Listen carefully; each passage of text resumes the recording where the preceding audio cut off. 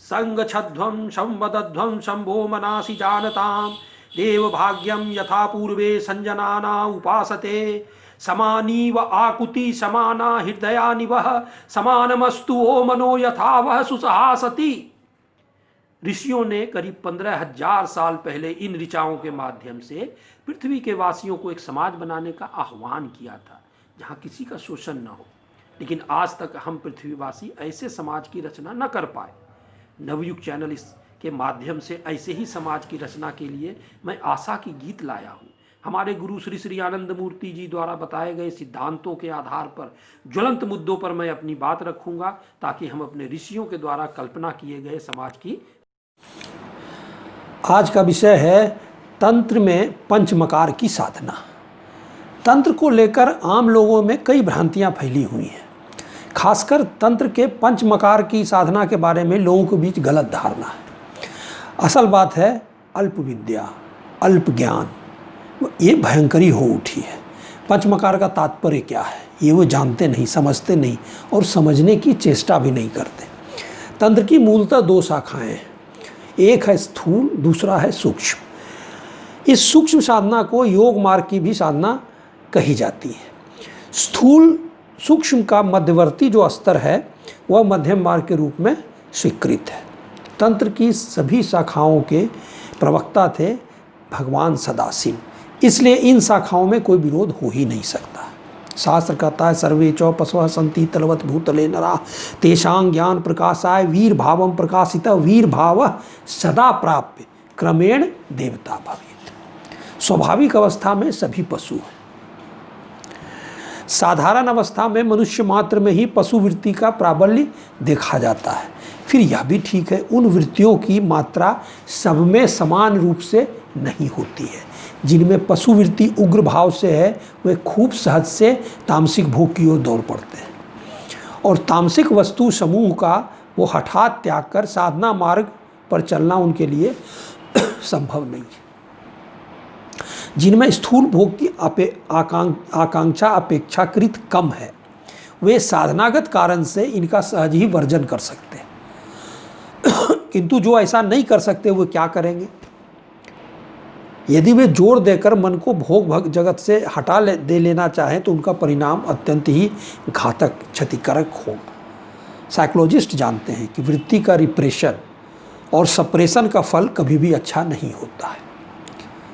इस प्रकार का कार्य करने से कुछ दिन संभवतः साधुता बचाकर रखी जा सकती है, किंतु अंततः अंतर के तूफान को शांत नहीं रखा जा सकता है।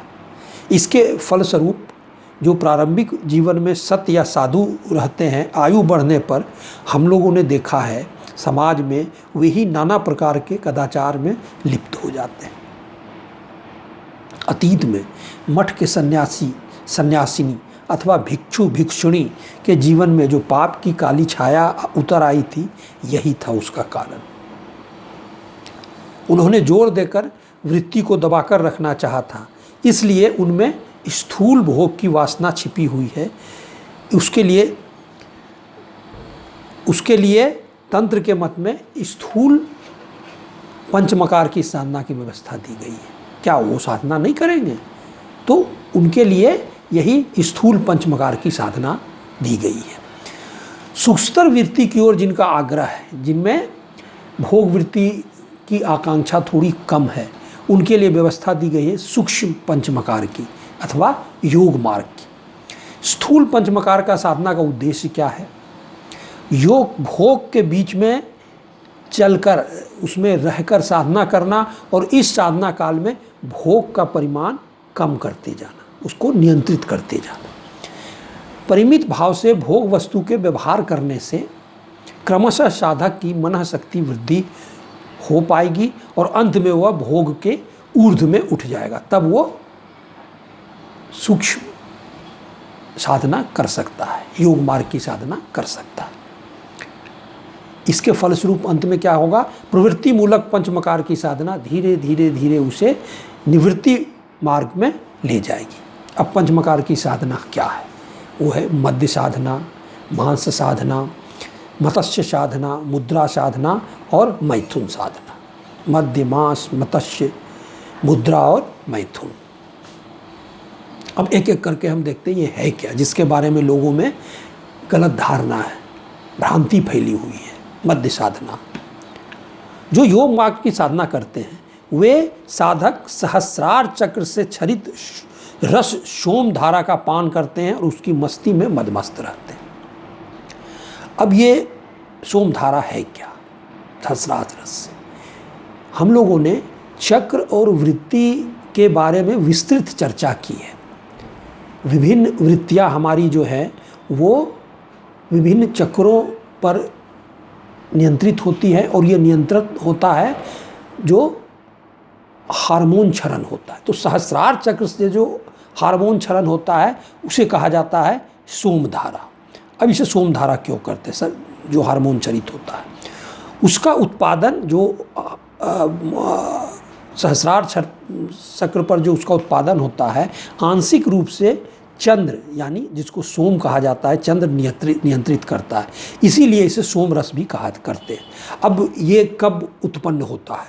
एकादशी और अमावस्या, और एकादशी 2 बार होता है, अमावस्या और पूर्णिमा एक एक बार महीने में होता है। तो एकादशी और अमावस्या और एकादशी और पूर्णिमा के बीच के दिनों में इस सूक्ष्म सोम रस की 3-4 बूंदें आज्ञा चक्र पर आती हैं। ये इस रास्ते से आज्ञा चक्र की 2 मुख्य वृत्तियां हैं, परा और अपरा।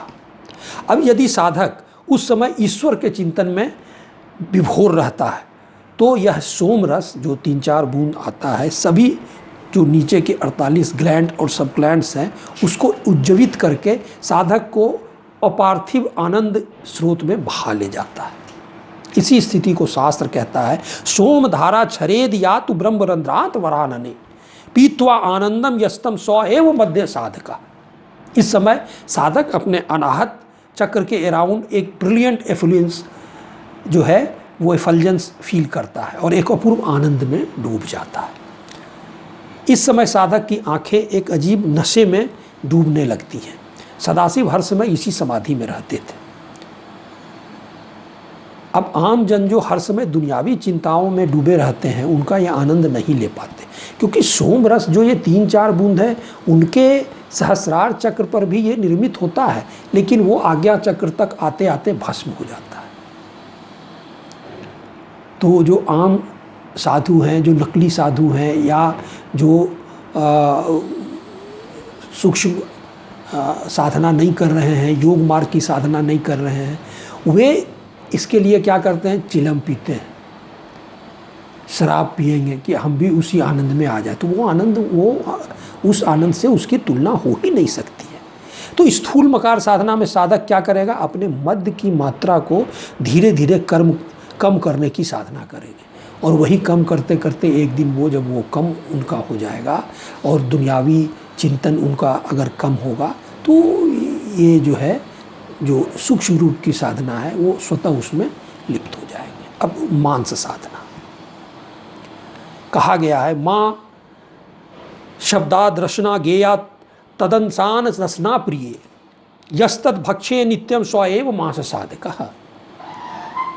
माँ शब्दाद दर्शना गेया, माँ का शब्द क्या है? अर्थ है जीवा। अतः जिस साधना से जीवा पर नियंत्रण हो, अब देखिए इसमें जीवा पर नियंत्रण हो, कम बोलना, स्वाद पर नियंत्रण करना, वही मांस साधना हुई और वही मांस साधक हुए। आगे कहा गया है एवं मांस नेतिति यत्कर्म तन्माशमम परिकीर्तितम न च काय परिविवांतो योगी भिषति मुच्यते। अर्थात जो शुभ अशुभ पाप पुण्य सर्व कर्म यहाँ तक की साधना का फल भी माँ अर्थात मुझको, प्रभु को समर्पित कर देते हैं, वही है मांस साधक। योग मार्ग में मांस साधना में कोई पशु बलि की आवश्यकता नहीं होती है। स्थूल साधना में साधक मांस खाने की प्रवृत्ति को धीरे धीरे कम करेगा और वो कम करते करते, नियंत्रित करते करते एक समय एक ऐसा आएगा वो सूक्ष्म साधना में लिप्त हो जाएगा। अब मत्स्य साधन, योग साधना में इस साधना के लिए मछली की ज़रूरत नहीं होती, मत्स्य की ज़रूरत नहीं होती। कहा गया है गंगा यमुना योर मध्ये गंगा यमुनायोर् मध्ये मत्स्यो दौ चरतः सदा तौ मत्स्यो भक्ष्य भेदयस्तु स्व भवेन मत्स्य साधकः। पिछली चर्चाओं में हम लोगों ने ईड़ा, पिंगला और सुषुम्ना ये तीनों नारियों की विस्तृत चर्चा की है। ईड़ा और पिंगला नारी नासिका के दोनों छिद्रों तक जाती है और इन नारियों को गंगा और यमुना भी कहा जाता है। तो इन दो नारियों में जो वायु बहती है उसे मत्स्य कहा जाता है। तो अब यहाँ क्या कहा गया है, जो इसका भक्षण करते हैं अर्थात प्राणायाम करते हैं वही मत्स्य साधक। स्थूल साधना में मत्स्य भक्षण अर्थात मछली के खाने को धीरे धीरे कम करेंगे। अब ये जो सूक्ष्म साधना की मछली अलग है। मुद्रा साधना कहा गया है सत्संगेन भवेन मुक्ति और सत्संगेषु बंधनम और सत्संग मुद्रणम यह तन मुद्रा परिकीर्तिता। और सत्संग का परिणाम बंधन और सत्संग का परिणाम मुक्ति। इस परम सत्य को समझकर और सत्संग मुद्रण अर्थात परित्याग करने का नाम मुद्रा साधना है। सत्संग है क्या? अब सत्संग, सबसे अच्छा सत्संग क्या है? गुरु का संग। आप जिन्हें गुरु मानते हैं वो अगर सद्गुरु हो तब तो और भी अच्छा। गुरु के संगत में अच्छी अच्छी बातें सुनने को मिलती है, उनकी कृपा मिलती है, उनका दर्शन मिलता है, तो ये सत्संग हुआ। और वो नहीं मिल रहा है तो अच्छे अच्छे किताबों का स्वाध्याय भी सत्संग कहलाता है। अब मैथुन साधना, पांचवा अंतिम।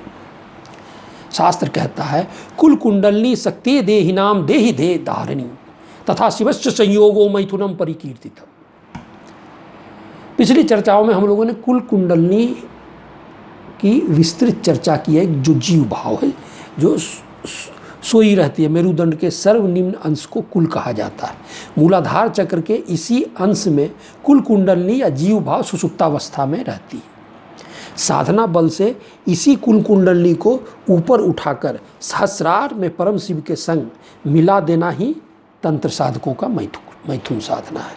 इसी के स्थूल पक्ष की साधना में स्थूल वृत्ति संपन्न लोग संयम के पथ पर धीरे धीरे आगे बढ़े। इस तरह हम देखते हैं कि इस पंचमकार की साधना के विषय में लोगों में एक गलत धारणा है।